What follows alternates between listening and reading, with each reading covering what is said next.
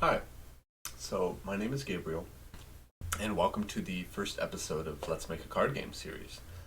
I recently graduated with my Master's of Science in Games and Playable Media, and I decided it was time to start a new project.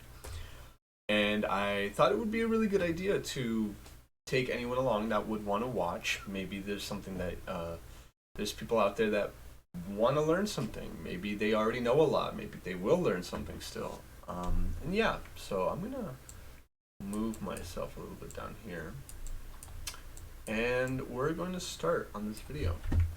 So part one is going to be inspirations and understanding how they apply into making a game. Keep in mind, first three episodes are going to be mainly about breaking down these like structures and frameworks in card games and inspirations. And if you just want to go straight into like the actual making of the game, episode 4 is going to be where you're going to want to go. So understanding inspirations correctly, this is huge. This is so big. You have to be able to take things that you're inspired by and be able to correctly and efficiently break them down in a way where you know how you're proceeding with your ideas and your thoughts. Again, any first idea first has to come from your thought, and all of your thoughts are constantly influenced by things you're reminded of. And even if you're directly not trying to take inspiration, you're still unconsciously making choices that are always being influenced. And more often than not, the things you enjoy, your inspirations, are going to be influencing you the most. So how do we know what a good idea is? If we're trying to come up with an idea, how do we know what a good one is? Well, you take from predecessors that are successful, your inspirations.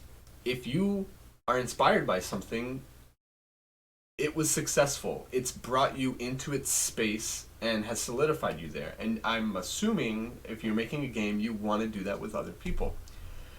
But if you're just taking from another thing, all you're doing is stealing.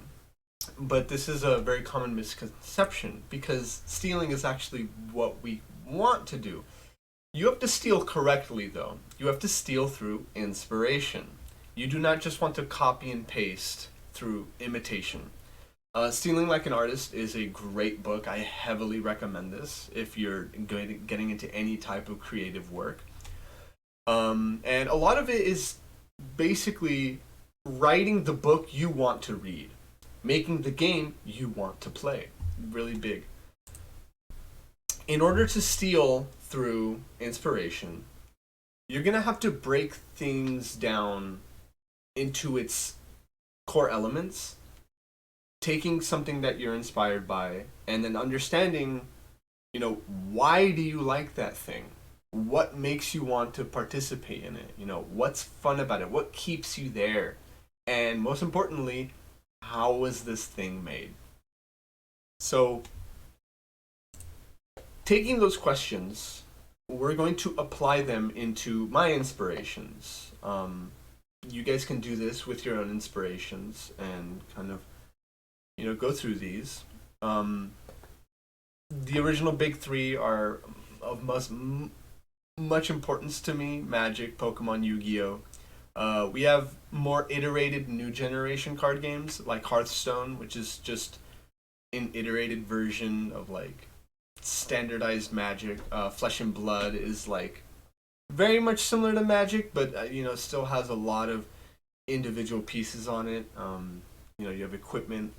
Binding of Isaac Four Souls is like a Monopoly themed version of the Commander format in Magic. You have Slay the Spire, which is a roguelike, in which it has a lot more dynamic systems on the overhead of the actual card, the card game. And Clash Royale, which is a real-time strategy. And on the next episode, we're going to start breaking these down. And we're going to start seeing some common overlaps and decision making on how these card games are played and what makes them unique and what makes them similar. So yeah, see you on the next one.